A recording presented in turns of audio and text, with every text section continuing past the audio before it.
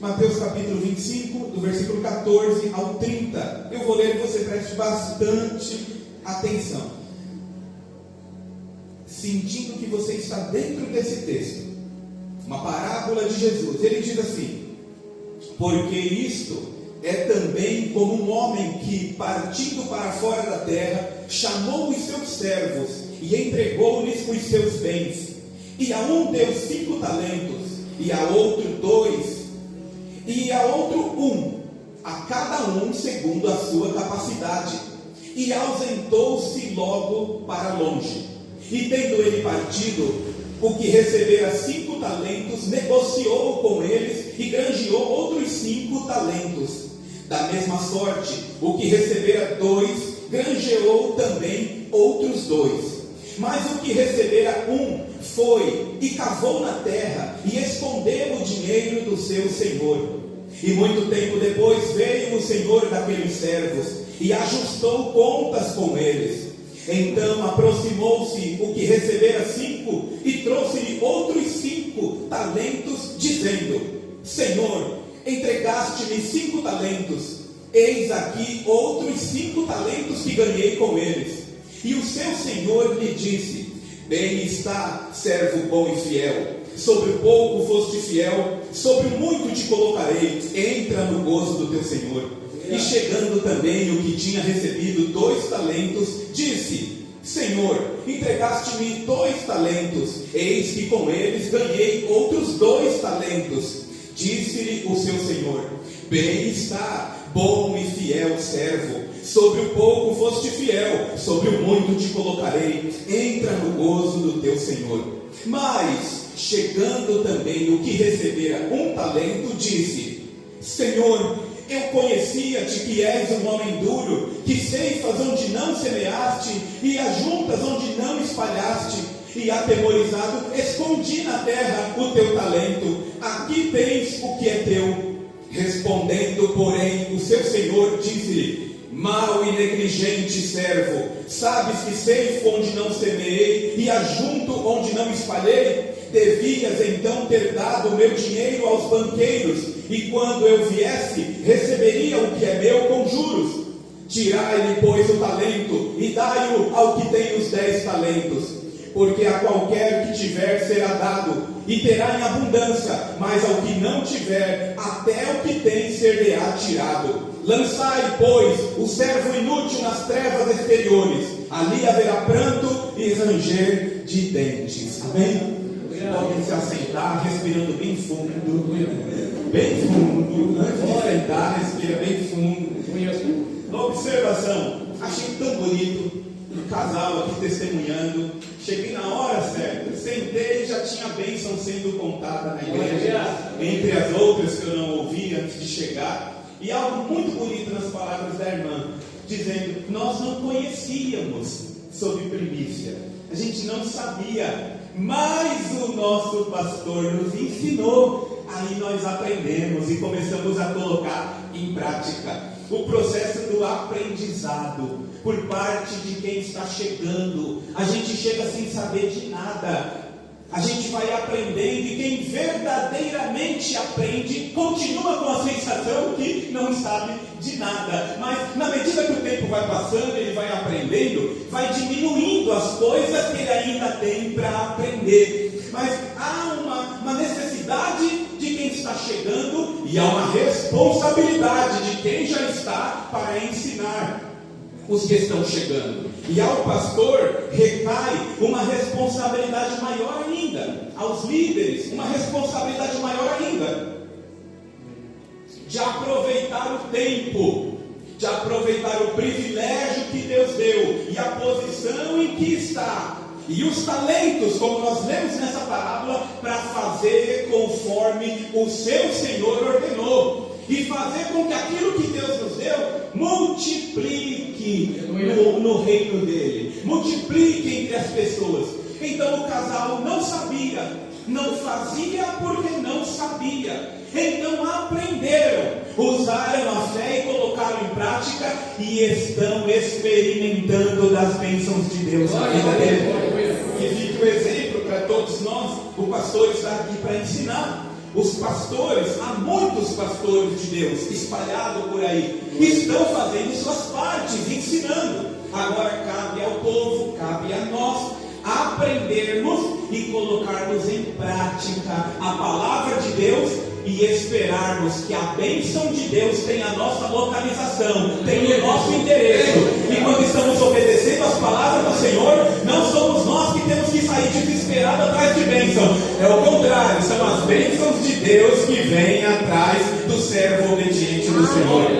Glória a Deus. Nós estamos em um culto de missão. Deus me deu essa palavra. Eu estava pedindo. Algumas vezes Deus me dá a palavra no momento que eu estou por trás do púlpito, diante dos irmãos. Isso que estamos pregando quase todos os dias, pastor. Cuidando da igreja, aconselhando, acompanhando pessoas, falando no WhatsApp, usando a palavra de Deus ali para encorajar as pessoas.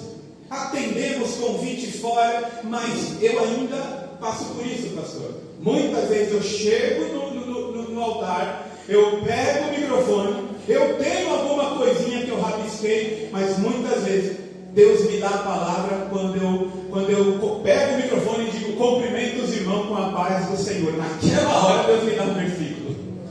Muitas vezes acontece isso. Hoje foi diferente. As outras vezes que eu estive aqui, por mais que alguém não percebeu, foi exatamente dessa forma. Dessa vez o Senhor me deu uma palavra e eu consegui rabiscar alguma coisinha, e o Senhor falou algo comigo próximo disso. Eu não gosto muito de titular a mensagem, porque às vezes nem eu consigo cumprir o tema. Então eu evito fazer uma propaganda daquilo que às vezes eu não consigo eu próprio sustentar. Mas um tema próximo disso: o que estamos fazendo para Deus. Podemos repetir isso? Diga: o que estamos fazendo para Deus. Porque nós estamos aqui nesse mundo, nós estamos ainda nesta terra, Deus está nos sustentando com vida aqui, e alguma coisa para alguém nós estamos fazendo. A pergunta é: o que estamos fazendo para Deus? Mesmo que não percebamos, estamos aqui, vivendo aqui e fazendo alguma coisa para alguém. E hora ou outra nos vemos até na responsabilidade de fazer algo para alguém. Isso não é errado. Está dentro das chamadas responsabilidades que temos como pessoa. Quando estamos no nosso ambiente, no nosso horário de trabalho, estamos fazendo algo para a empresa, para o nosso patrão. E isso é justo, porque recebemos em troca disso. Quando estamos em casa, estamos fazendo algo, ou limpando a casa, ou fazendo a comida, ou cumprindo com as necessidades, com as despesas. Estamos fazendo alguma coisa para a casa, para a família. Estamos fazendo alguma coisa. Às vezes estamos no ambiente da igreja, nos dado alguma oportunidade, alguma responsabilidade, ou nos vemos ali incomodados a fazer algo. Estamos fazendo alguma coisa para a igreja. Às vezes o entendimento de alguns até para o pastor. E vivemos uma vida aqui com algumas ambições, algumas delas positivas, outras não muito. Temos sonhos, projetos, planos, e estamos vivendo aqui com o propósito de fazer algo para nós. E muitos de nós temos feito algo para nós, e desejamos fazer mais coisas para nós. Mas a pergunta novamente é: o que estamos fazendo para Deus? Para Deus. Mesmo daquilo que podemos estar fazendo dentro da igreja, mas não estar sendo feito com uma consciência e com uma motivação que é para Deus.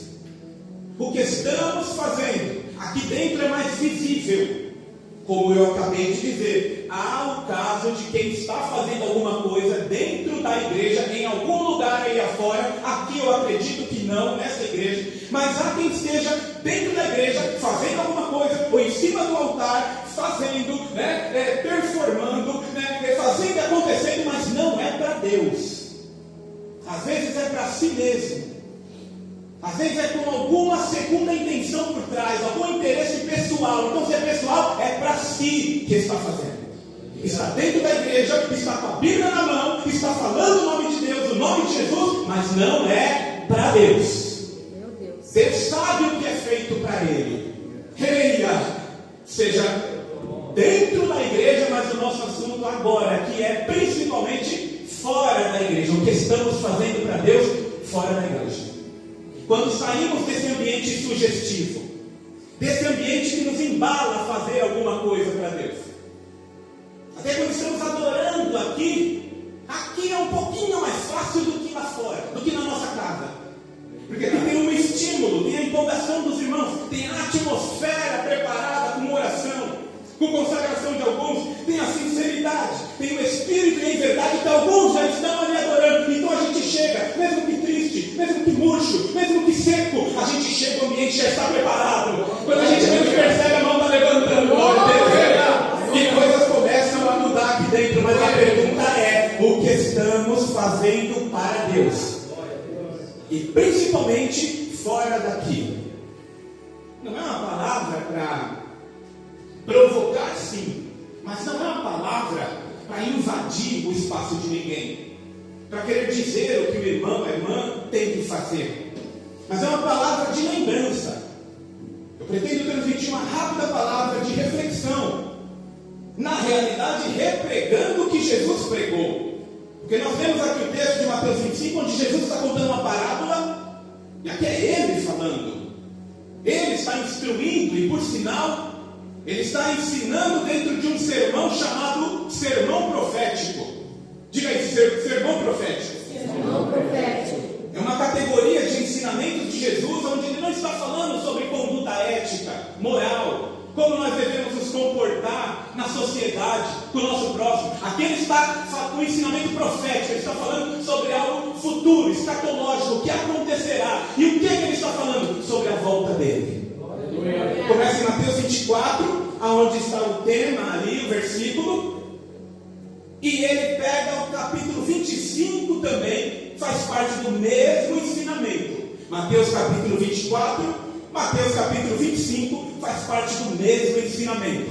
Está distribuído em sessões, em assuntos diferentes, mas que falam da mesma coisa. É o mesmo alerta. E Jesus está falando em Mateus capítulo 24, Mateus capítulo 25, tocando em pontos diferentes. Eu estou voltando. Prestem atenção, se preparem, procurem saber o que é para fazer enquanto aguardam a minha volta. Procurem saber de que forma é para ser feito aquilo que eu deixei para fazer. Cuidado, a maneira como você se comporta, como você vive, como você age, como você reage, porque eu estou voltando. Cuidado com a tua prioridade, cuidado com aquilo que você acha mais importante na sua vida, cuidado com os seus sonhos que estão desalinhados com os meus sonhos. Cuidado, porque eu estou voltando. Mateus capítulo 24, Jesus fala do versículo 1 ao 35 a respeito dos sinais. Do versículo 1 ao 35 de Mateus 24, os discípulos são curiosos, são preocupados, estão perguntando para Jesus o que Jesus não está a fim de responder. E qual foi a pergunta deles no primeiro versículo do capítulo 24? Em outras palavras: Senhor, diz para nós quando que vai ser a sua volta. Conta só para nós aqui. Estava só o grupo dos 12 de Jesus. Senhor, ainda chamaram ele de canto. Quando é que o Senhor vai voltar? Avisa para nós o dia da tua vinda. Eles estavam querendo ali a data, o banner já com o dia da volta, para eles se prepararem. Mas aí fica fácil se preparar sabendo o dia, a hora que Jesus vai voltar. Se Jesus manda uma mensagem no grupo da igreja aqui, dentro do poder de Deus, lá no grupo, pastor, só repassa, irmãos, pastor, é sério, irmãos, eu não estou falando de mim mesmo. Olha aqui, o Senhor pode constatar o número, é de Jesus, é o número do celular de Jesus, 7777777. Eita glória! Olha aí, Glória a Deus. Veio agora aqui. Glória a Deus. Ele mandou uma mensagem para mim e pediu para eu compartilhar no grupo da igreja. Ele mandou em texto, ele mandou em áudio, e aí para fechar, ele fez uma videochamada, dizendo: essa é a última semana de vocês, preparem-se, que vocês não entrarão o mês de junho. Eu volto para buscar vocês esta semana. E vamos dizer que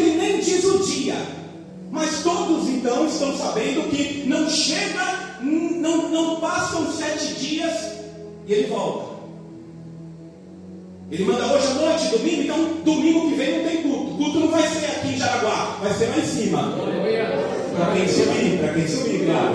Quem não subir, pode ser que o salão aqui ainda vai estar aberto, o pastor deixa a chave com alguém, que de repente decida ficar para abrir a igreja, mas Jesus disse que está voltando, que nessa semana não passa, então quer dizer que domingo que vem não tem culto. Como é que os irmãos viverão a vida essa última semana? Mas tem certeza que teremos todo cuidado para não magoar ninguém. Alguém nos magoa, alguém pisa em nós, a gente, não, meu perdoa, irmão, Jesus perdoou. Como é que está escrito lá? Vira outra face, está aqui, irmão, outro lado. Qualquer desaforo, qualquer revolta, qualquer mágoa, qualquer rancor, a gente vai fazer de tudo para eliminar do nosso coração. As palavras de Jesus vão estar assim em nós, Mateus 5 e 8. Bem-aventurados os limpos de coração, porque eles verão a Deus. E a gente vai fazer de tudo para fazer aquela faxina no nosso coração, para no teu coração ali, topzinho, para aguardar a volta de Jesus até o domingo que vem. Pode ser que ele venha na terça, pode ser que ele venha na quarta. E será, pastor Sheila, é capaz que alguém ainda dê vacilo? E durante essa semana que foi avisado que Jesus vai voltar, ele se desvie e fique por lá desviado? É possível? Fica no ar a pergunta. Mas Jesus não avisou. Jesus não deu detalhes para os discípulos quando eles chegaram para o Senhor e pediram: Senhor, 24 e 1. E olha o que acontece. Eles estão saindo do templo, naquele episódio que Jesus tinha advertido, chamado a atenção, em outras palavras, dado cotovelada nos fariseus, nos doutores da lei, nos líderes religiosos. Capítulo anterior, capítulo 23 inteiro, do começo ao fim do capítulo, é Jesus chamando a atenção, é Jesus chacoalhando, é Jesus denunciando a hipocrisia dos líderes religiosos da época. E eles veem que Jesus está meio bravo. E Jesus sai de lá com eles, em silêncio. Aí algum deles inventa e fala: Senhor, o senhor viu a estrutura do templo? Está escrito.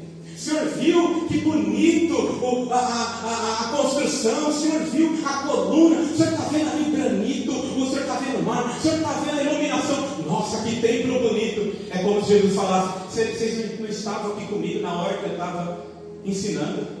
Não ouviram nada do que eu ensinei, do que eu acabei de falar? Aí Jesus precisa, ele dá uma e diz: é tudo isso muito bonito, tira foto, porque não vai ficar pedra sobre pedra. Isso aqui é temporário, isso aqui é para cumprir um propósito. E isso aqui hoje é para cumprir um propósito maravilhoso, glorioso, que nesse lugar está sendo cumprido. Outros lugares só Deus é quem sabe, mas isso aqui não é para sempre, não é aqui que a gente vai ficar. Aqui não é o nosso destino final. Zera daqui, cuida daqui, não deixa cortar a luz, coloca coisa para ficar mais bonito. Mas lembre-se que aqui não é o nosso destino final. Aqui é como se fosse um pedacinho, tem que ser um pedacinho daquele lugar que em breve nós estaremos chegando. E ambiente de igreja não é para ser um lugar de inferno, não, de intriga, de confusão. Igreja tem que ser um lugar que quando a pessoa está angustiada, está triste, ele lembra: eu vou para a igreja, porque chegando lá eu fico melhor. Quantos já tem vivido essa experiência? E não que existem alguns lugares, a pessoa lembra que tem culto, ela fica triste e tem que ir para a igreja de novo. Alguém liga para ele e fala: vai ter culto. Ai meu Deus do céu, o que eu invento? E o pastor normalmente recebe, às vezes: pô, irmão, tem um dia que o irmão não vem para a igreja. Está tudo bem, o pastor vai dando aquela volta. Como diz aquele Miguel: como é que está, irmão? Não tenho visto o irmão.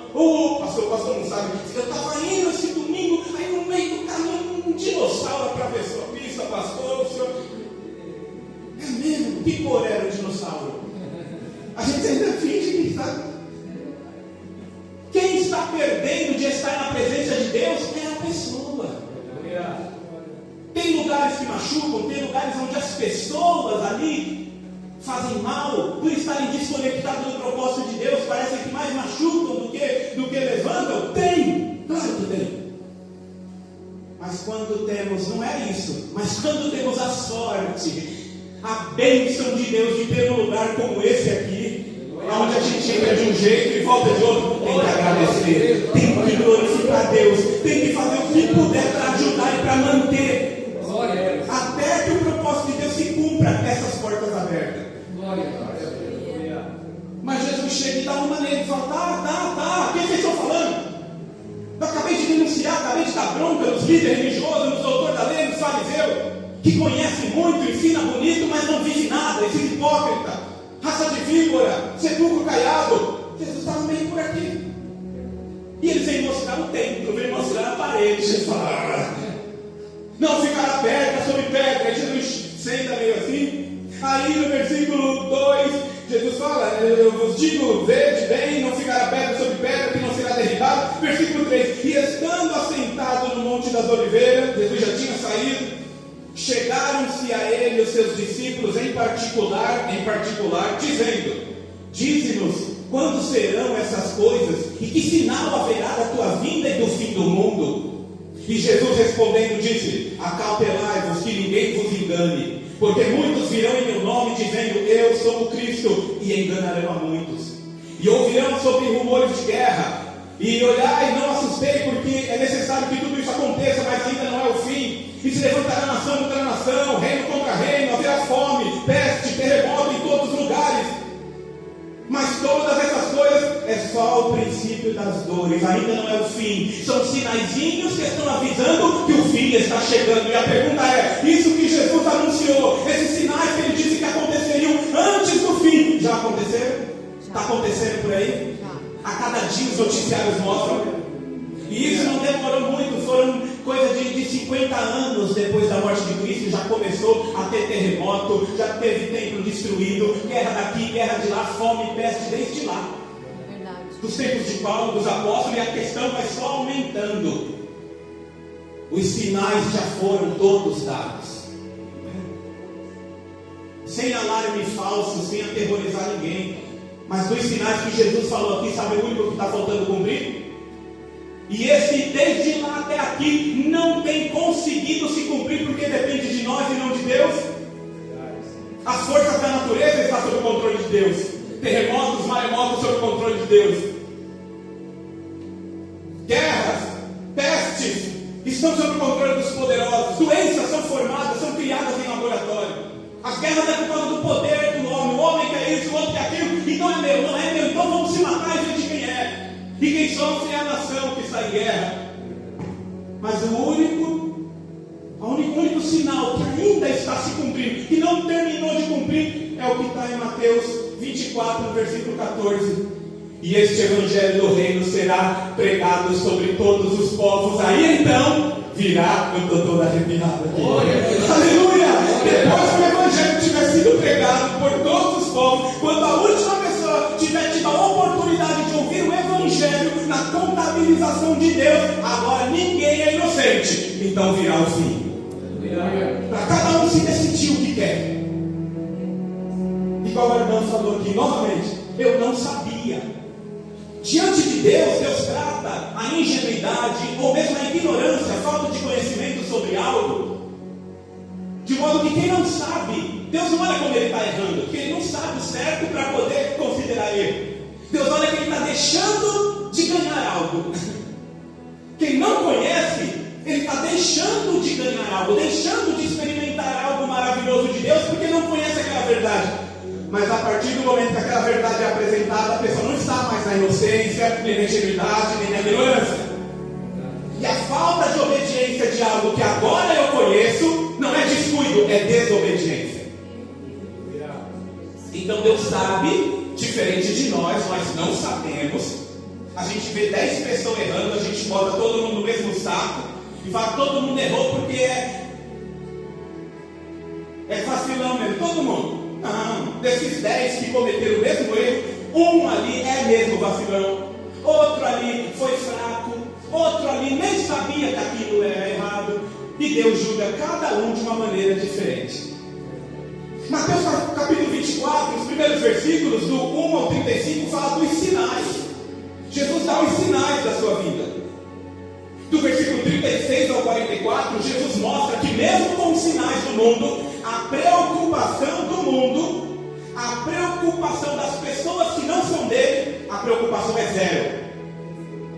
Porque aquele trecho que Jesus começa a falar, do versículo 35 ao 44, de Mateus 24, que quando o couro estiver pegando, o pau estiver quebrando, as coisas estiverem de cabeça para baixo, os sinais estiverem acontecendo, um a um, diante dos olhos de todo mundo, passando nas manchetes, passando nos feeds da rede social, Jesus fala, o couro vai estar comendo, e o mundo, não a igreja não era para estar do jeito que ela está diante dos sinais. O mundo, as pessoas, elas estavam exatamente como o povo da época de Noé. Que Noé estava pregando, estava avisando que havia um dilúvio e havia um juízo de Deus sobre os homens, sobre toda a carne. E eles estavam fazendo, sabe o quê? Indo para a festa, comendo, se casando, trocando de carro, se preocupando só com a sua vida, querendo mais e mais conforto aqui nessa terra. E de repente, quando eles menos esperavam, veio o dilúvio e matou a todos. Jesus fala, vai ser da mesminha forma a minha volta. Mas Jesus diz, aqueles que não são meus, aqueles que não foram iluminados por essa mensagem de alerta, a esses tudo bem não, mas eles não conhecem a verdade. Mas ele então cobra e fala, mas e vocês que conhecem a verdade? Como é que vocês estão vivendo? Como é que vocês estão anunciando para quem não conhece a verdade? Como é que, além da palavra, da pregação de vocês, a vida de vocês tem anunciado que vocês creem que haverá um fim? Tem crente vivendo como se não fosse ter um fim. Tem crente vivendo como se o mundo fosse uma novela, ou como se fosse o Instagram, que tudo lá é no filtro, tudo lá é da forma que a pessoa imagina e põe lá. E tem quem acredita. Diga assim, a vida não é um Instagram. Na vida não tem filtro, irmãos. A realidade é outra coisa. A maneira que, como Deus nos olha, se Ele mostrasse assim um diagnóstico de como Ele está nos vendo hoje, talvez nós cairíamos para trás. Se Deus mostrasse um diagnóstico ali limpo do que Ele vê, Ele é justo, 100% justo, Ele é santo. E Ele mostrasse, olha aqui meu filho, como é que você está hoje por dentro, hoje. Olha aqui, você está pensando que está lá nas nuvens já está quase nascendo asa em você. Você está nos 90 e poucos %. Você está lutando para sair do 1%, meu filho. Se não for a minha graça sobre a sua vida, você vive igual ao do mundo. Aleluia! E se não fosse mesmo só a graça de Deus na nossa vida, meus irmãos, não haveria nenhuma diferença de nós para a pessoa que está lá fora. Até porque várias vezes, sem a gente perceber, quando vai ver, a gente já está agindo de uma maneira estranha. Seja quem for de nós. E Jesus fala, vocês não podem viver como alguém que não foram avisados que haverá um fim, que eu vou voltar. Mateus 24, então, do versículo 1 ao 35, ele fala sobre os sinais. Do 36 ao 44, ele fala da preocupação do mundo, como o mundo vai estar diante dos sinais. O mundo está pouco se lixando. Quando é algo muito terrível que acontece, algo em massa, que mata centenas, aí o mundo dá aquela chacoalhada e fala, nossa, parece que é o fim do mundo. Independente de religião, independente de crença, independente de crer em Deus, até o ateu vê coisa e fala, meu Deus, opa, não creio em Deus. Olha, parece que é o fim do mundo, parece que o mundo vai acabar. É a forma de Deus chamar a atenção até daqueles que não são dele. Agora nós que somos dele, que temos o Espírito dele, a verdade dele, nós não precisávamos ver coisas acontecendo, o céu se revirando, para lembrar que o fim está próximo. Se vivêssemos em comunhão de verdade, viveríamos como se ele fosse voltar a qualquer momento, como se ele fosse voltar hoje. Nossa vida demonstraria para quem nos observa uma diferença tal que alguém ia ficar curioso e falar, eu vivo como alguém que está aguardando o seu Senhor voltar a qualquer momento. Por isso eu não me envolvo com coisinhas, por isso eu não me embaraço com essas coisas aí. Não estou falando de querer demonstrar uma santidade que não existe. Não estou falando de ser preconceituoso, julgador com as pessoas que não conhecem a verdade. Eu estou falando de nós pregarmos a verdade sem ter que abrir a boca. Porque abrir a boca pregando a verdade, e quando na vida não mostra essa pregação, é pior do que ficar calado. Mateus 24 ainda encerra do capítulo 45 ao 51, falando de dois servos: o servo dedicado e o servo relaxado. Diga isso: servo dedicado, e servo relaxado. Ainda o capítulo 24 de Mateus, eu li o 25, mas nós estamos no 24 tentando fazer o cenário para a gente entender. Jesus, do capítulo 24, do versículo 45 ao 51, que é onde termina, ele fala de dois servos, que foi dado a eles a responsabilidade de cuidar de algumas coisas do campo do seu Senhor. Tudo isso é parábola. Jesus está falando dele, que deu responsabilidades e deu deveres para os seus servos, e ele saiu e confiou nos seus servos. Aí ele mostra um dedicado e um relaxado. E aí Jesus mostra na parábola, versículo 45 ao 51. É bom que os irmãos marquem e leiam depois se está achando interessante essa mensagem. Eu não consigo aprofundar tanto. Então, o dedicado, Jesus diz que ele trabalhava como se o seu patrão fosse voltar a qualquer momento. Ele estava trabalhando, na época não tinha, mas como se houvesse câmeras que estão monitorando cada passo dele. Eu disse câmeras que estão monitorando os passos. Então ele trabalha, o servo dedicado, e acontece o quê? Versículo de número 45 e 46. Vamos ver. Quem é, pois, o servo fiel e prudente, dedicado, que o Senhor constituiu sobre a sua casa para dar sustento a seu tempo? Bem-aventurado aquele servo que o seu Senhor, quando vier, achar servindo assim. Em verdade vos digo que o porá sobre todos os seus bens. Jesus está falando, o servo dedicado, o crente atencioso é aquele que sabe o que é para ser feito, que o Senhor deu a ele uma responsabilidade mínima que seja. Não é aquilo que ele quer, não é aquilo que ele ambiciona, não é aquilo no reino de Deus, na igreja, na obra, que ele acha legal. Conforme a parábola dos talentos de Mateus 25 que a gente leu, ele dá a cada um ele dá 5, outro ele dá 2, outro ele dá 1, e ele explica por quê, de acordo com a capacidade de cada um. Ele sabe por que deu isso para o pastor Carlos, sabe por que deu isso para mim, sabe por que deu isso para você, e ele dá na medida que a gente alcança, para nós próprios não se enrolar com as coisas dele. Porque aquilo que o Senhor deu para o Senhor, pastor José, aquilo que o Senhor deu, sabendo da tua capacidade, mais a capacidade que Ele te dá, é fácil de suportar? Já não é fácil lidar nem com aquilo que o Senhor nos deu e nos capacita para lidar. Já não é fácil. Uma vez por mês, pelo menos, dá vontade de jogar tudo pro alto.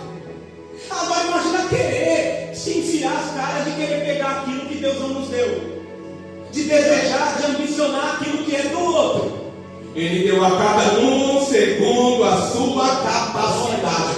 Mas eu queria ter dom de revelação. Deus fala, para você eu não posso dar, que você é muito linguarudo. Se você souber de certas coisas, você sai colocando no Facebook. Para você é dom de arear panela mesmo na igreja. Sem nenhum tipo de vergonha nisso, tá?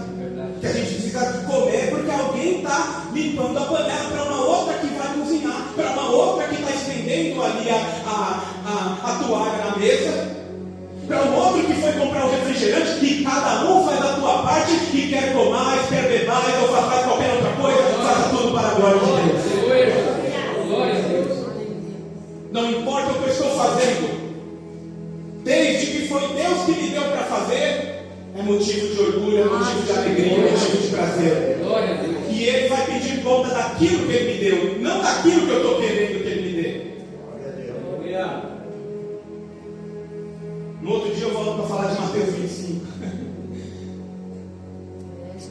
Esse é o servo fiel que ele chama, prudente, é o dedicado, é aquele que está trabalhando independente de quem está perto vendo. Quem deu na mão dele para ele fazer foi o seu Senhor. E ele falou: estou saindo, mas eu volto.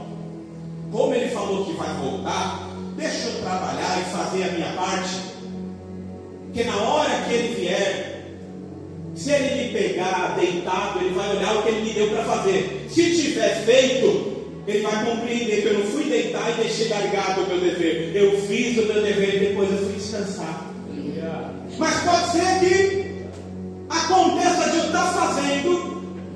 Quem já foi pego em flagrante no serviço, na igreja, em algum lugar, naquela hora que você foi fazer, alguém chegou e... Oh, glória a Deus, Deus abençoe a irmã. Pegou no flagra a pessoa trabalhando. E quem já foi pego no flagra, o contrário. Estava no serviço, trabalhando, machucou o dedo.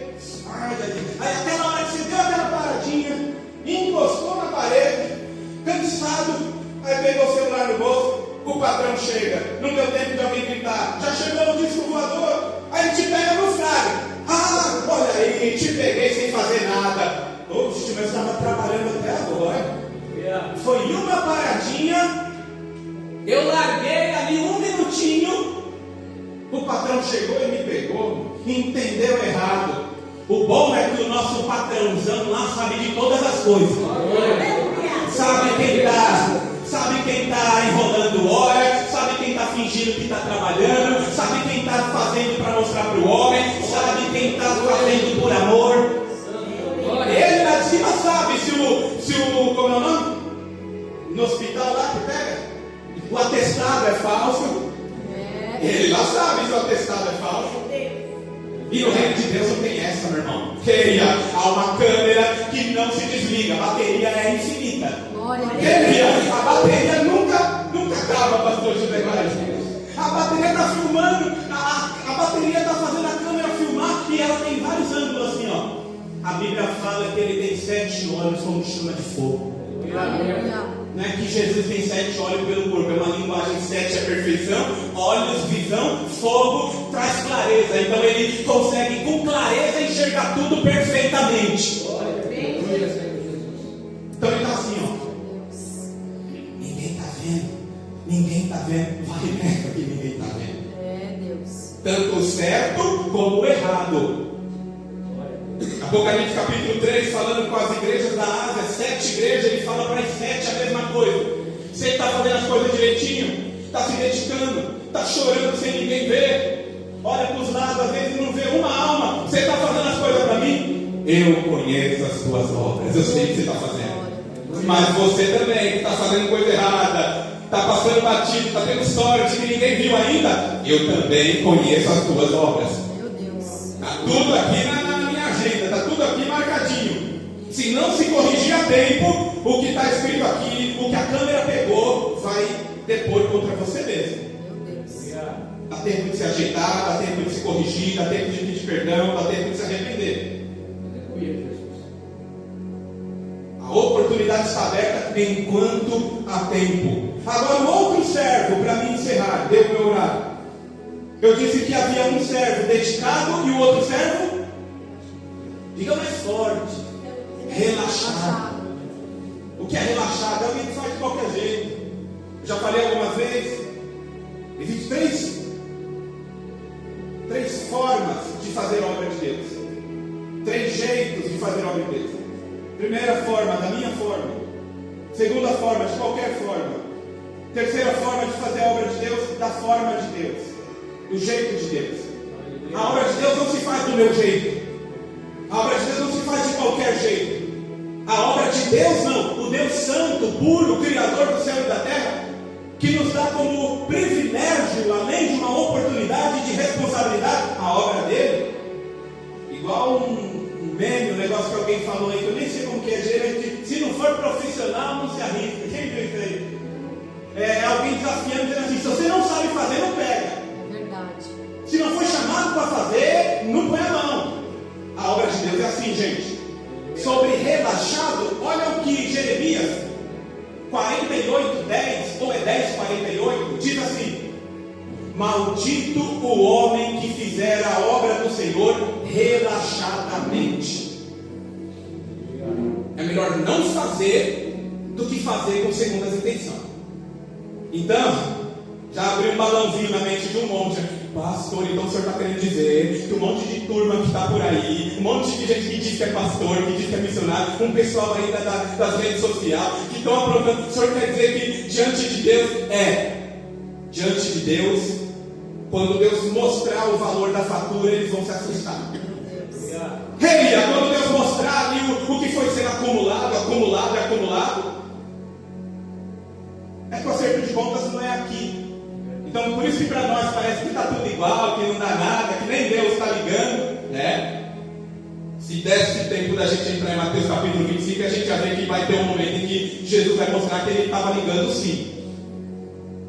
Ele vai separar lá no final do capítulo 25, de um lado um grupo, do outro lado o outro.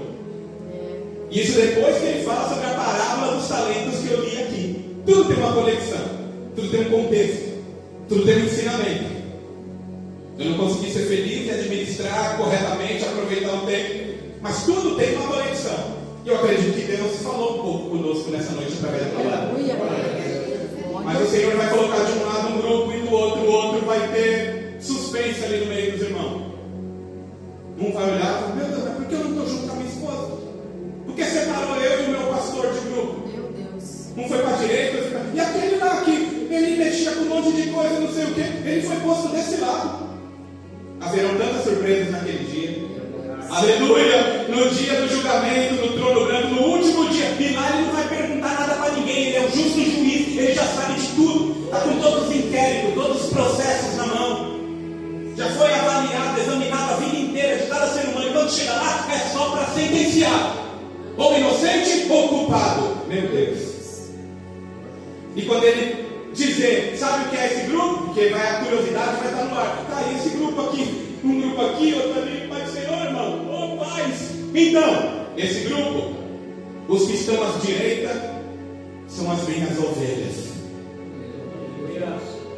Já vou falar com vocês. Quem estão às esquerdas aqui, são os bodes.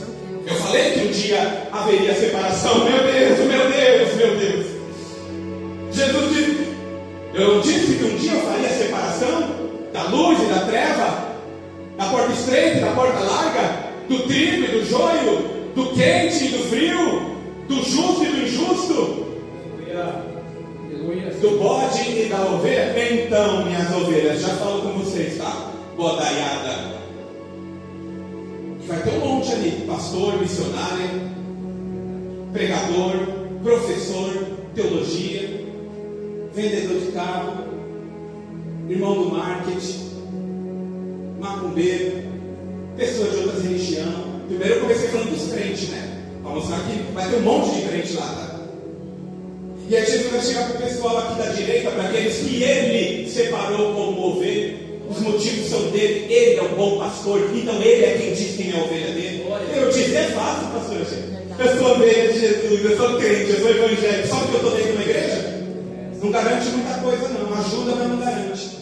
Que a verdade está sendo pregada aqui. Agora, se ouvir e colocar em prática, aí as palavras de Jesus de Mateus 7, 20 e 21: nem todo aquele que me diz Senhor, Senhor, entrará no reino de Deus, mas aquele que faz a vontade do meu Pai que está no céu. Aleluia. Não é só saber, conhecer a vontade, é fazer, colocar em prática. Aí tem entrada livre no reino de Deus. Podemos pedir para os irmãos colocar de pé? Senão não para, ninguém levanta, ninguém vai ao banheiro. Glória a Deus, glória a Deus. Ninguém demonstra que não está gostando, aí eu penso que está gostando e continuo. Glória a Tem Deus. horário, tem ética, né, que a gente tem que cumprir. Já desculpa, pastor, do horário que a gente passou. Mas o Senhor vai olhar e vai falar: então, minhas ovelhas. Aí no meio dessas ovelhas vai ter gente estranha que a gente nunca imaginou que estaria daquele lado. Meu Deus, é verdade. Vai ver a pessoa que até onde a gente soube, ele estava na droga. Mas depois de um período que a gente perdeu ele de vista, não soube mais do paradeiro dele, Jesus encontrou ele e transformou a vida dele. Glória. A gente vai ver alguém que encontrou pelo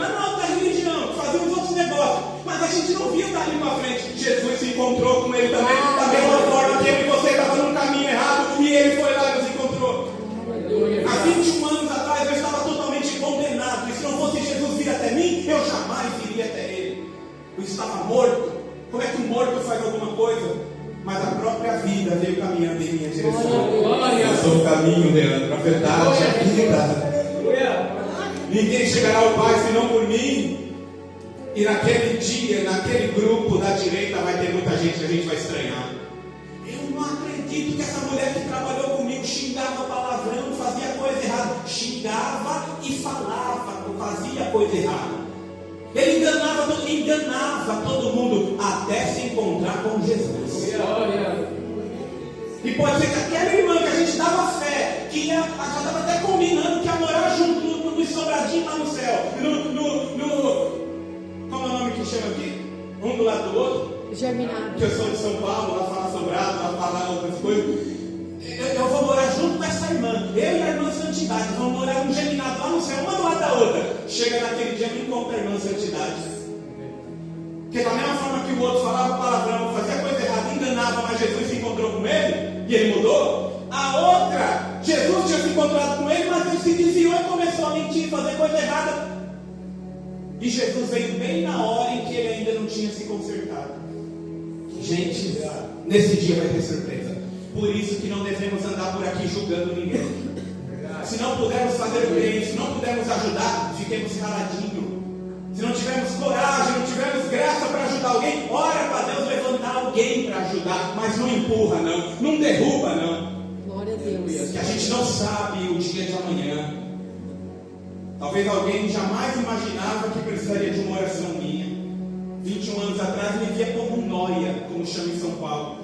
Usuário de crack, usuário de cocaína, ateu, anticristo, não acreditava em nada disso, um condenado. Só que Jesus foi até mim. Deus seja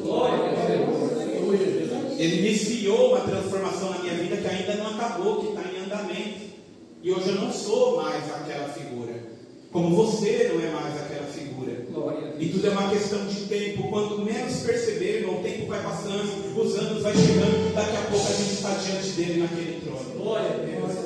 E deixa-me fechar com essas palavras. Eu e você. Não haverá um espaço no meio. Eu e você estaremos ou à direita ou à esquerda do Senhor. De qual lado nós queremos estar? De qual lado nós estamos caminhando para estar? Maravilhoso Deus, te agradecemos por essa noite, essa oportunidade especial, essa palavra do Senhor, que o Senhor nos confiou e nos deu graça para entregar, para compartilhar com a igreja. Continua, Senhor, abençoando este povo aqui. Aleluia. Oh, aleluia. Esse povo, Pai, que tem se mostrado fiel, tem se mostrado, Pai. É um povo ainda não numeroso aos olhos do homem, mas é um povo que tem aprendido, que tem se esforçado, que tem se posto, ó Deus, como servos dedicados. Acrescenta graça, Senhor. Revela mais dos teus mistérios, do teu propósito. Dá mais experiências de comunhão e de intimidade com o Senhor. Se revela mais, Senhor, para os teus servos aqui neste lugar, nesta igreja, meu Pai. Fortalece os teus servos, o casal que o Senhor tem entregado a responsabilidade desta obra. Pai, as extensões que o Senhor tem aberto aqui, fora daqui, Senhor, além da fronteira. Oh Deus, mostra que o Senhor é quem faz. Mostra, Senhor, a enorme diferença da mão do homem e da mão do Senhor, meu Pai. Que o teu nome seja glorificado, Senhor. Opera milagres poderosos, milagres inexplicáveis, Senhor, neste mistério, Pai. Levanta homens, mulheres, enriquece, Senhor, pessoas que estão hoje no monturo, pessoas hoje que se encontram como pobre e necessitado. O Senhor é quem exalta, o Senhor é quem levanta, e o Senhor é quem usa, meu Pai, para cuidar da tua obra. Que essa igreja venha vivenciar milagres, venha vivenciar a manifestação dos dons do Espírito Santo, venha levantar homens simples, mulheres simples, para fazer coisas extraordinárias neste bairro, nesta cidade, Senhor. E aqueles que desprezam, aqueles que desacreditam, meu Pai, se entupam vendo a glória do Senhor se manifestando na vida daqueles que são humildes, ó Pai, de coração. Em nome de Jesus, Deus, eu te agradeço, Pai, pela sua oportunidade. Amém, Senhor. Amém, Senhor. Graças a Deus.